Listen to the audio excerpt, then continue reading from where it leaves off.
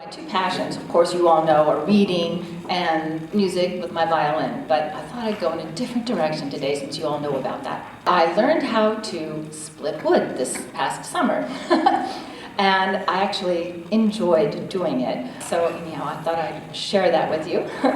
I decided I needed wood. I have a place up in the mountains in the Sierra Nevadas north of Mammoth. Some of you may know where Mammoth is.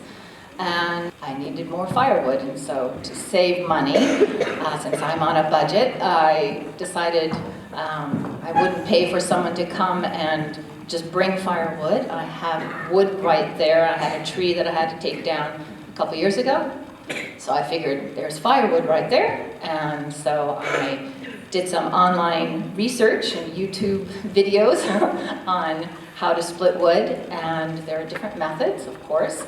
There's an axe, there's a wedge and a sledgehammer, and there's a maul. Those are the three basics. And so I decided I'd go to the Do-It-Yourself Center in Mammoth, so I did, and with the help from the employee and many locals that came by and gave their 2 cents worth about what I should do, I opted for not to use an axe because I didn't want to split something besides the log, and it's very sharp, and having no skills, I didn't want to risk that. So I decided, and the maul is too heavy, so I went for a wedge and a sledgehammer.